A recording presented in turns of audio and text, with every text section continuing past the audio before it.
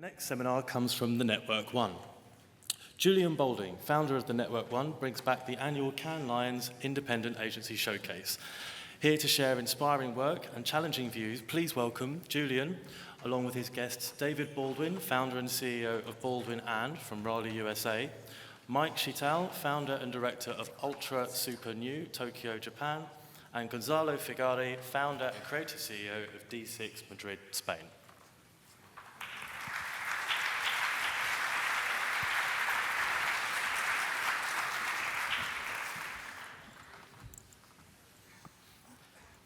Hello everybody, and welcome to the first of the seminars in the Debussy Theatre. We're all practicing a little bit, sorry to start a moment or two late. Found the clicker. I'm just going to, if those of you who've seen this before, you'll know it's quite a pacey seminar. There's a lot to get through. I'm just going to talk for a couple of minutes about the Network One, who we are, what we do for those of you who don't know us. And if anybody would like to spread the word, please feel free. Started the Network One 10 years ago.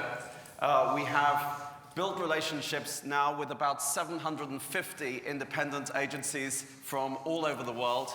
We set the business up to help marketing clients find their way to the best independent agencies and to help independent agencies find partners with whom they could collaborate on international projects. So if any of you are working with independent agencies and you don't already know us, please do come and introduce yourself after the show, and we'll have a little drinks party for those of you who'd like to meet us and, most importantly, meet the speakers. That will be at the Plage Goéland, out of the Palais, down the Croisette. It's the first beach bar that you come to. And anybody who'd like to meet us, meet the speakers, is very welcome. We are, as I said, in about 106 countries now, but we are keen to know new people all the time. It's why we come to Cannes. We're even in China, and one of our independent agency colleagues, Zheng Bang in Beijing, very kindly actually designed us now a Chinese logo as well. I think we're one of the first networks to have one of those, and it sounds something like this. Yi Yan Meng, if I got that right. Any Chinese people in the audience, please give me a lesson afterwards. But it's all about harmony, networking, collaboration, and working together. And it's very much what the Network One is all about. We've run this showcase now for 7 years. We started it because 8 years ago, there was not a single speaker from an independent agency at the Cannes Festival. And we went to Terry Savage and said, let's do something about it together. We created the showcase, and every year we bring 3 of the most exciting agencies from different parts of the world to come and talk about how they set their agency up, why it works like it does, and show a little bit of the great work that comes out of it. It's not intended as a show only for independent agencies to enjoy. It's intended as a show to see what's out there and hopefully be a little bit inspired. We run this magazine with Campaign, and you can find this online at leadingindependence.com. And what else do we do? Well, at the end of the day, we're about supporting the performance of independent agencies. And 6 months ago, I sat down with Rob Dembitz, who's the business development director at Cannes, and we were talking about the presence and the growing presence of independent agencies at the festival. And he said, Julian, do you know how many awards go to independent agencies? And I said, no, actually I don't. Tell me. And he said, well, first of all, let's get this straight. This is the definition which Cannes uses for independent agencies. So if you are Independent Agency of the Year, this is how you are defined. You're not part of one of the major holding companies, essentially. And what we discovered through analysis, this is Cannes' own analysis, is basically this. About half of all of the awards at Cannes are won by independent agencies. Last year, 49%. This year, let's see if we can beat that total. And last year, 83% of the Grand Prix were won by independent agencies. So, hopefully, we're going to see 3 great stars today. We'll have Mike Chitel from Ultra Super New in Japan, David Baldwin from Baldwin and in the US.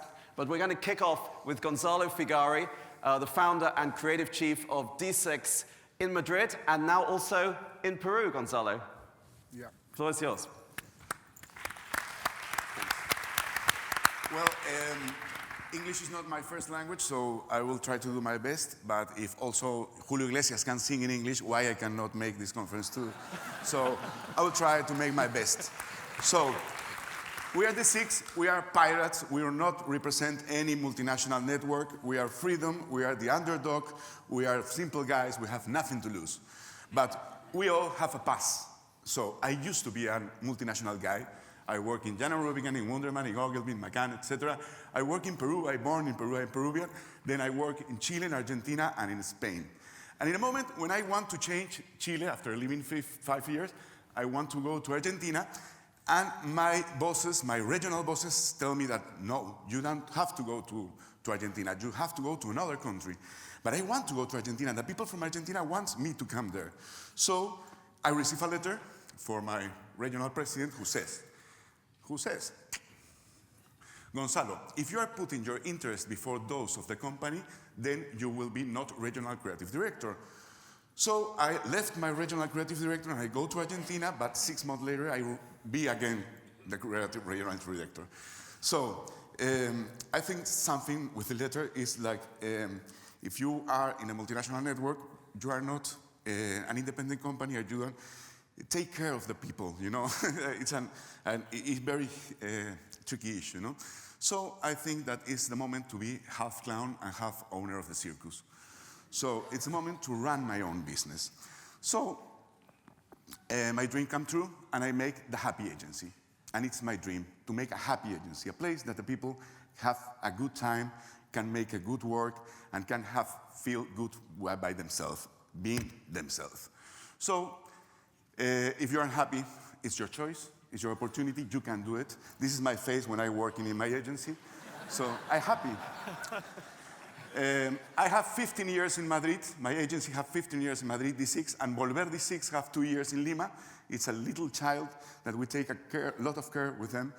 One of my creative team is there, Frank. Then we have a trick, we have a secret also.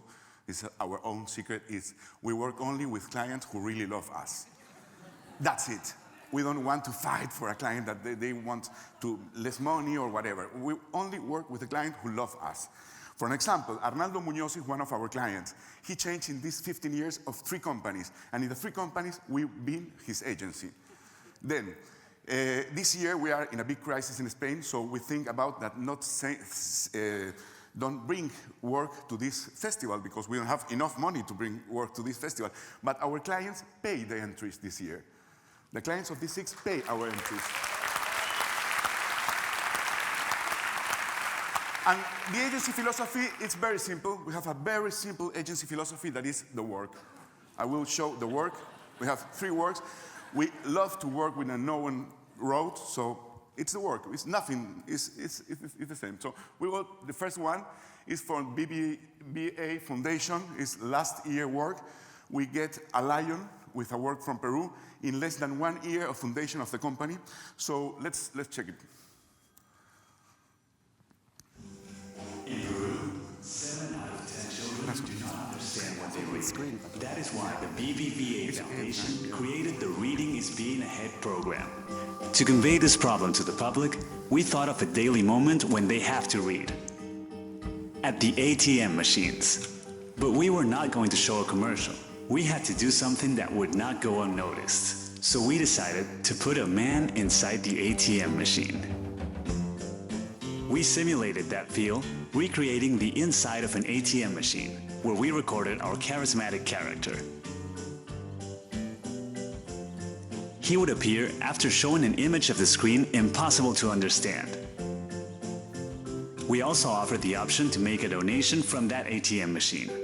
The video was installed in a network of thousands of ATM machines around the country.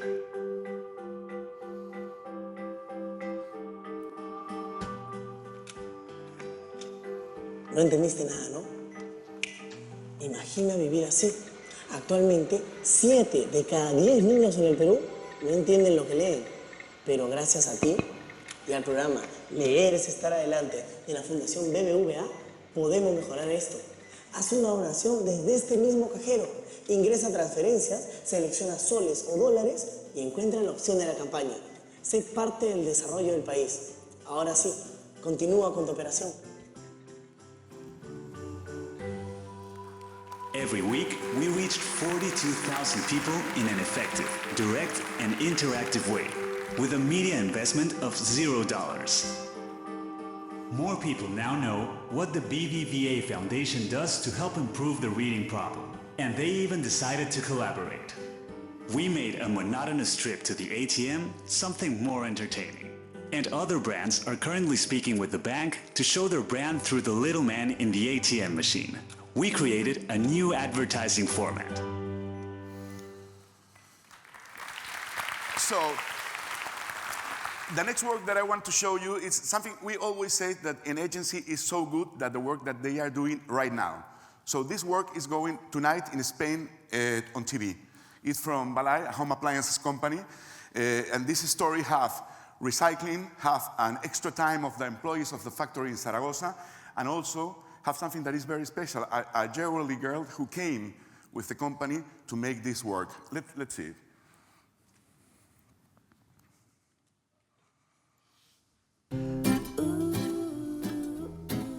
Ya casi ni me acuerdo de cómo empezó esto. Un día a alguien se le ocurrió a la hora del descanso. Pensamos que podíamos reciclar piezas que sobran y convertirlas en algo útil. Nuria nos presentó a Elena, que es diseñadora de joyas. Ella vino a la fábrica y se ofreció a enseñarnos. Nos explicó cómo se trabajan los materiales y nos enseñó a darles formas bonitas. Se trata de seguir reciclando objetos que ya existen para darles un uso social. Las estamos vendiendo en internet y con el dinero recaudado estamos ayudando a un comedor social de la zona. La verdad es que estamos muy orgullosas y ya no podemos parar. Ahora, donde los demás solo ven piezas sueltas, nosotras vemos 1000 cosas. Un colgante que ayuda a llenar platos de comida, una pulsera reciclada que cuida el medio ambiente y, ¿por qué no?, un mundo un poco más bonito. En Balay tenemos un compromiso con la sociedad y contigo. Gracias por elegirnos. So, and a little last case that is also a new one. It's from History Channel. You know that history is made every day, so we want to put it on top of mind in a time and in 2 weeks. So let's see the case. Oops. We know at History Channel that history is made every day. When we read in a blog that one of the lions at the Congress building had no testicles, we decided to investigate thoroughly, visiting the Congress entrance to check the loss, and then chatting with a veterinarian to discover if there was some anatomical reason for the omission. Con la posición de las estatuas, que aparecen los dos leones sentados, debería de verse parte de las estructuras testiculares en la foto de la izquierda, en la que no aparece ninguna estructura. We decided to settle the matter and asked the foundry Kappa to make new bronze testicles for the parliamentary lion. Para modelar los testículos de este león teníamos una referencia de primera mano que era el otro león. Es una pieza pequeña, tiene unos 15 centímetros de largo por 8 por 6. With the piece finished, we sent a petition to Parliament and to the Mayoress of Madrid, asking that the testicles be fitted. People began to support us. Hombre, yo creo que deberíamos ponerle unos testículos nuevos al león, la verdad. Yo creo que deberíamos ponérselo tal como está, porque van a poner un añadido ahí, un pastiche, fatal. Tendría que estar completo, pienso yo. Hombre, entiendo que analizándolo lo mejor sería desde luego ponérselo. Perdone, señor presidente, una pregunta para el canal Historia, por favor. We received a letter from the Mayoress of Madrid calling for them to be fitted, and also a letter from the Congress of Deputies. But the Congress did not speed the permit up. So we ran a ballot, and the winner was Christian, a History Channel fan. We awarded him the bronze testicles at the door to Parliament, and history became news. Y hasta hoy nadie se había dado cuenta de que a uno de los leones de la carrera de San Jerónimo le faltan los testículos. Canal Historia. Uno de los famosos leones de la carrera de San Jerónimo resulta que no tiene escroto. Canal Historia se ha percatado de ello y ahora se han ofrecido para ponérselos.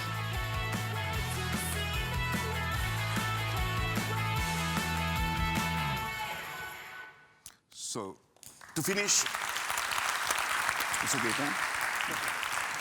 So to finish, only said one word, some learning from Bob Marley, that it's don't gain the world and lose your soul. Wisdom is better than silver and gold. Thanks.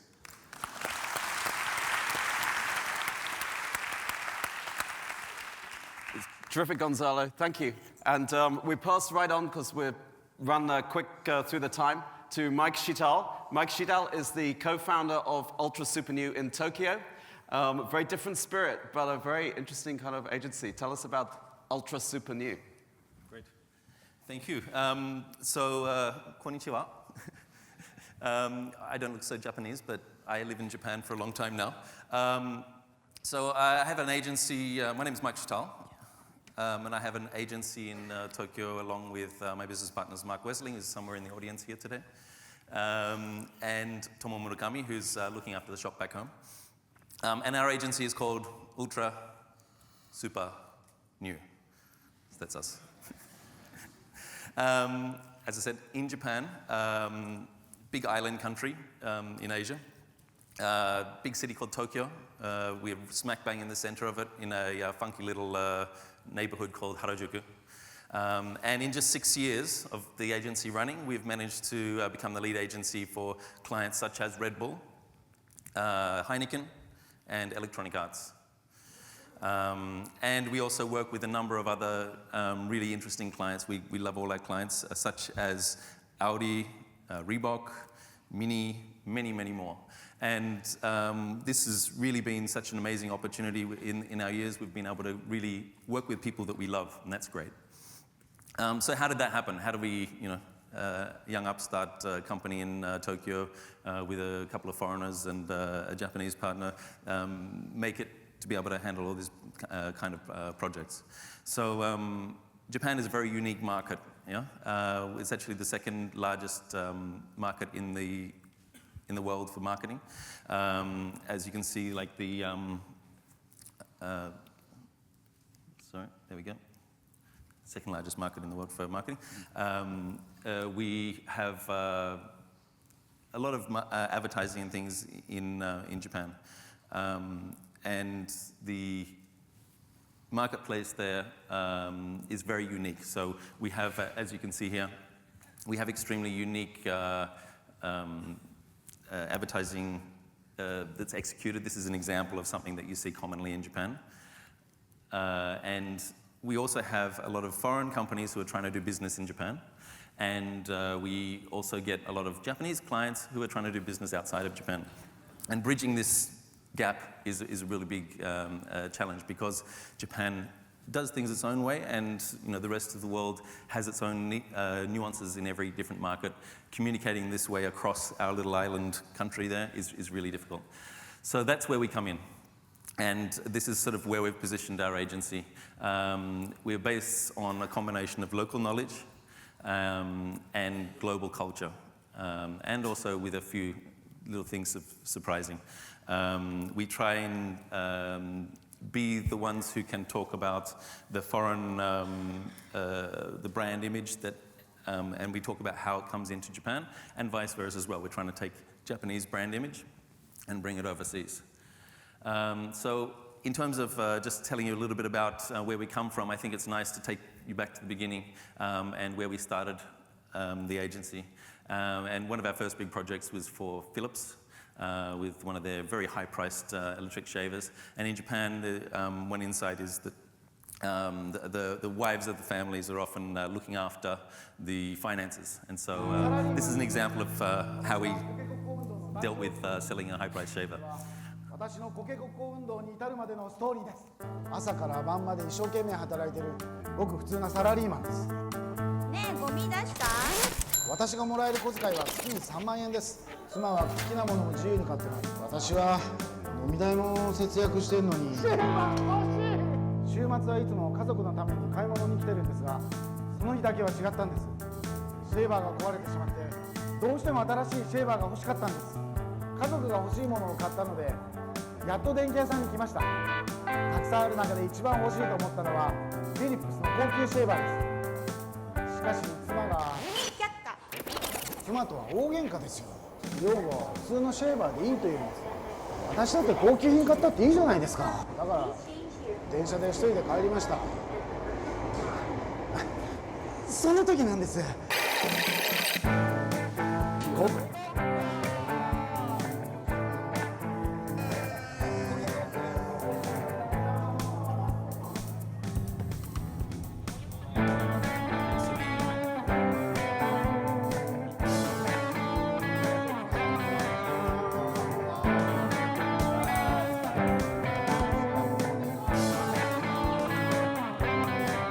サラリーマンよ、目を覚ませ。自分に同額のフェアなお小遣いを今こそ対等なお小遣いの権利を勝ち取るために奥さんと話し合うべきです。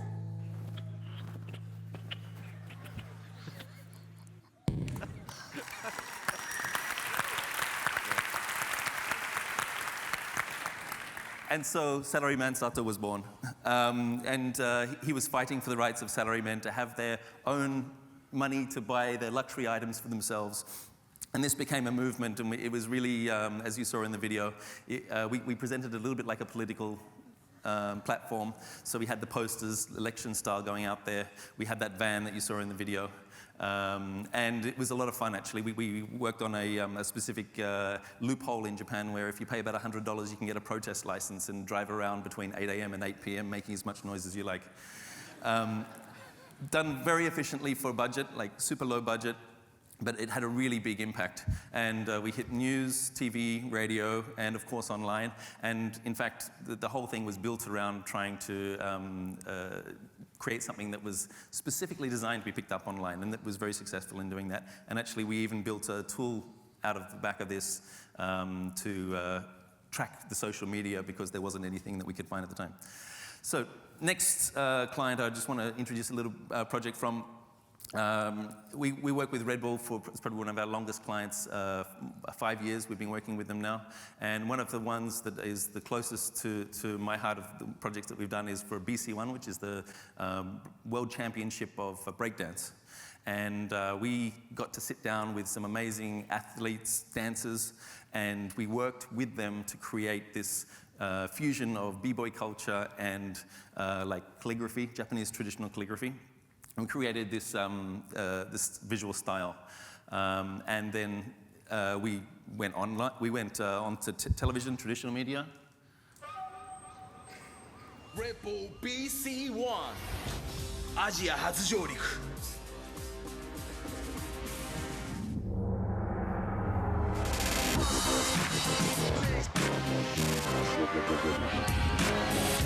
世界一の B ボーイを決めるワンオンワンバトル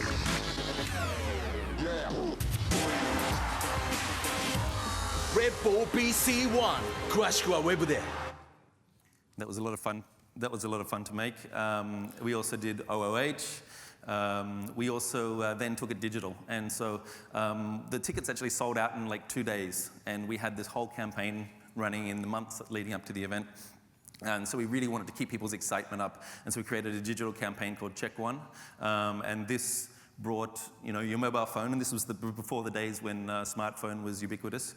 And you could check into different locations, unlock dance moves and perform them on your phone, and compete for the last remaining tickets, which were selling for a lot of money on online auctions and things like that. So it was really great, and the final culmination in the event was just spectacular. A lot of impact. The crowd just went crazy, and we even went to the length where we created some anime introductions for each of the competitors.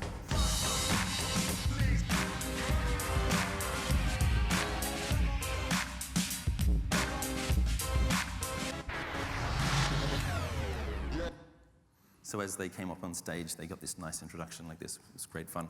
Another thing for Red Bull, in Japan we have a lot of bicycles, especially in Tokyo, around the stations and things, a lot of them parked there. And we wanted to create something very unique for a soapbox event that we had there. And what we did is we actually bought 70 bicycles and we parked them out on the streets, but we took off wheels, we took off seats, and we put a little sign on there. And basically the sign says, sorry, we've borrowed your tire, and we need it for the box cart race, the soapbox race to use for our entry, and we're going to return it to you after the race is done. And these just sat out on the streets all over Harajuku, Shibuya, central Tokyo area, and we got a lot of people taking photos. What's this? You know, checking it out. Really powerful media that didn't cost a lot of money again, but made a big impact. Tons of impact online again. It's about creating this little story that stands out. In Tokyo as well, you don't get a lot of broken bicycles and things on the street, so it really stood out when we had these bicycles with missing wheels and so. Next one, this is a more recent project that we've done. We started working with Heineken recently, and in Europe, you've got a lot of very strong image of what Heineken stands for. And but in Japan, the beer market is very domestic. The local brewers really dominate, and so not many people know really what Heineken stands for. And this is something we set out to change. And what we did is we took an old shopping center. Wasn't that old actually, but it was getting taken down. And we got it for the last 5 weeks that it was there, and we totally converted it into the ideal pop-up venue for Heineken drinking experience for the bottle that they were launching at the time. And this was called Heineken Star Lounge. We had a lot of celebrities. We had a big launch, and we actually ran events every single week, every single day, I should say, for the 5 weeks that we ran the space. And it was really such a great impact. This is just some photos so you can see what kind of space we created. We had more than 100 DJs playing, so every night 3 or 4 DJs playing, and some really big names as well. And we had also design events, so we brought in the design side. Pachakucha Night is the one that this is of, and this is an event that is actually born in Tokyo. Designers presenting their work was really great impact there as well.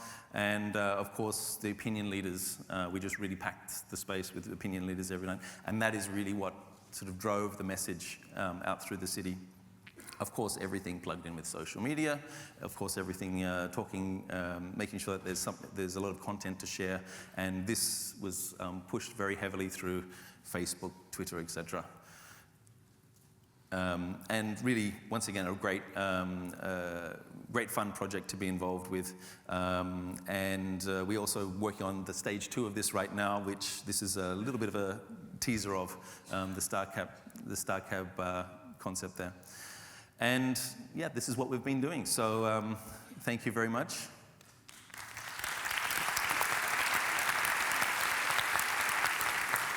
And I guess the takeaway is, we like to keep things very simple, local insights, brand stories, and driven by digital. So at the heart of everything that we're doing is trying to be digital. Yeah, thank you for your time. Thanks very much for that, Mike. And isn't it great to see an agency in Japan that is not just Japanese agency for Japanese clients or Western agency for Western clients, but is a real partnership between Australian, a Dutchman, and a Japanese. And great work that comes out. Really good to see, Mike. Thank you. Last, but by no means least, but the youngest of our participants, David Baldwin, started his own agency, Baldwin, and 3 years ago? 4 years ago. 4 years ago now. And came out of the comfort zone of a big agency where he was creative director, very comfortable, nice reputation, chairman of the One Club, and a lot of other good things, and started an agency in pretty much a place that was less than glamorous, with kind of no backing, no success, just a determination to make it work, and was voted last year Agency of the Year in the category that's relevant for them by Advertising Age. How did you do that, David? I have no idea. I don't know. I really don't. So I think maybe the biggest place to start here is kind of what the heck are we? That sentence right there is kind of how we say ourselves, and we define ourselves. Maybe the most important word is the word thingy, because we're building a company that's sort of a rolling definition. So it's not just the way we say it, but it's the way we approach things as well. And we might be doing mobile one day. We've produced movies. We have done books. We're actually starting our own product that I'll show you in a minute. And we also own a piece of some of our clients. So I think when you define things too tightly today, I think that may be the beginning of death. So we're calling this kind of our rolling definition. To Julian's point, 5 years ago, was when I started to decide to start an agency. And here's the thing. So this is what the economy looked like when I was thinking about starting an agency. And that's where it was when I opened the company with my founding partner, a guy named Bob Renew. And it seemed really swell kind of at the beginning part of it and got very terrifying. And these were some of the headlines that were going on at the time, and I'm sure I don't have to tell you guys this, but it was pretty scary. And our first project came from a company called Nortel, and our first meeting with them was, we're going bankrupt. And Nortel went bankrupt, and they said, we would like to hire you to help us through that period. And so that was in the announcement article in Ad Age about us. And this was one of the comments to the story. Oh, sure, a startup in the worst recession ever, a project-only client that just went bankrupt, that's going to work. And I've left that anonymous because that was a friend of mine. So I thought that was kind of funny. So I have saved that. That's sitting right in front of my desk, that quote. But really, I think at the time, it was an episode of Stupid Men. And I think we didn't know enough to know we shouldn't do it. So we just said, why not? But here's the thing. At the very beginning in particular, we had no idea what we were doing. I had been surrounded by an organization of people that did contracts and that did billing and that answered all of those questions. And all I had to do as the chief creative officer of a very good agency was say, here's what I want to happen, and machinery kind of takes off. But in this case, not the case. We had to, you're taking the trash out as much as everything else. So what I did in the preceding year as the economy was plummeting was I actually spent my entire time not looking for clients, but trying to define the values of the company and goals for the company. And I eschewed a business plan. I did not want a business plan. I wanted to have values and goals.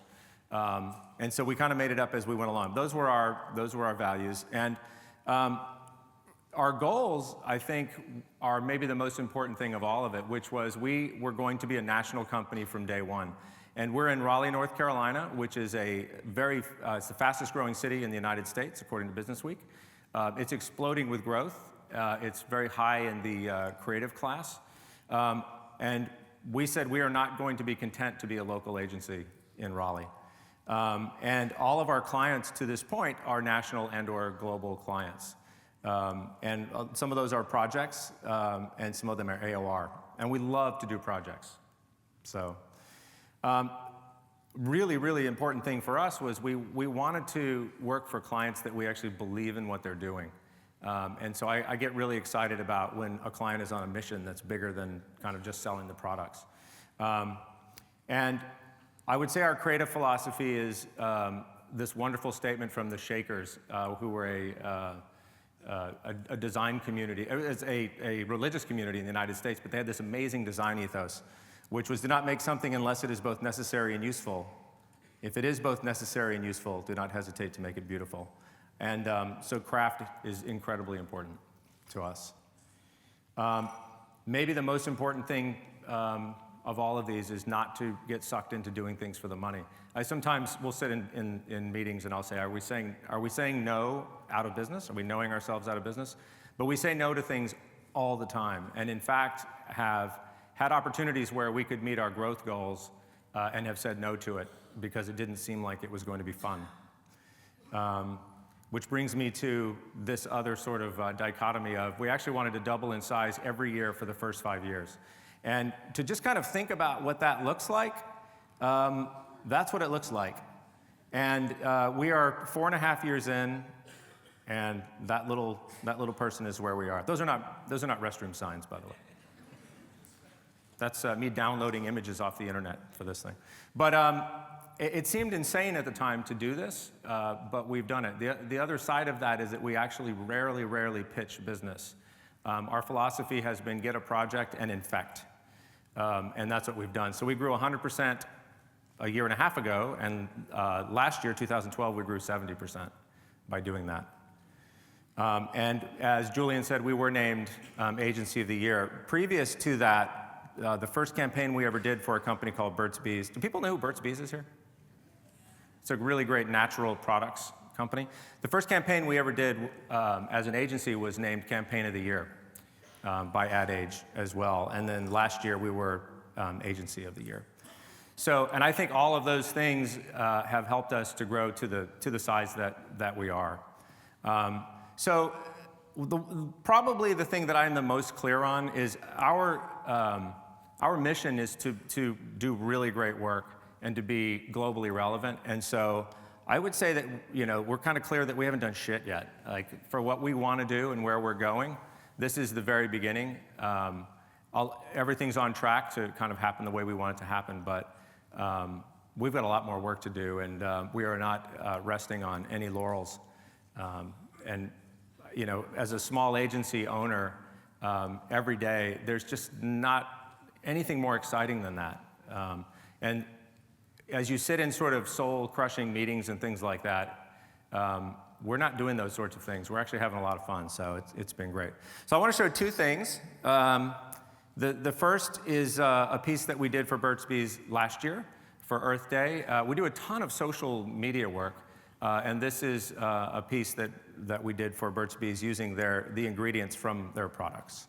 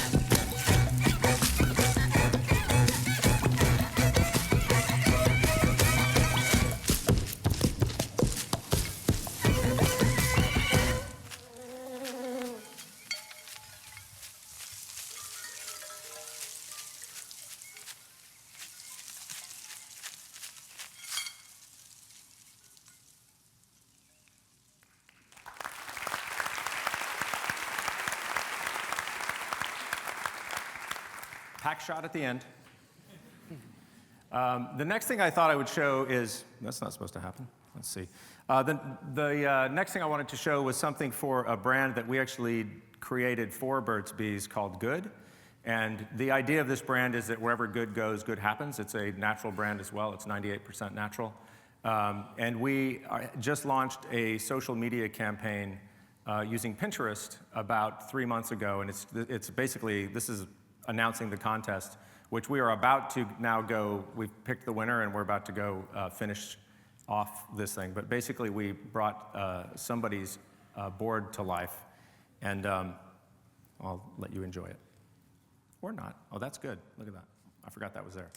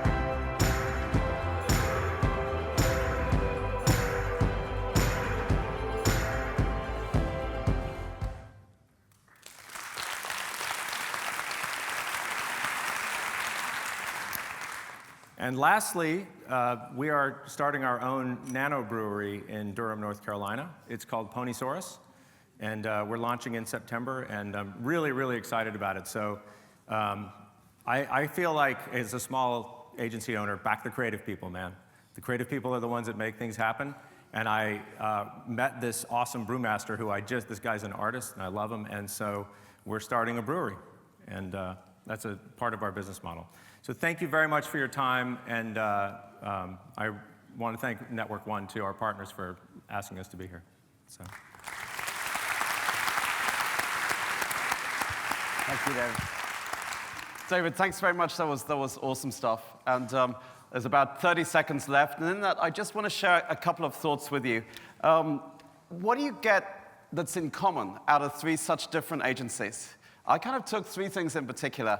I took that, firstly, you cannot categorize any of this work as advertising or digital or PR or social or any other category. It's work that creativity goes across all of those traditional boundaries.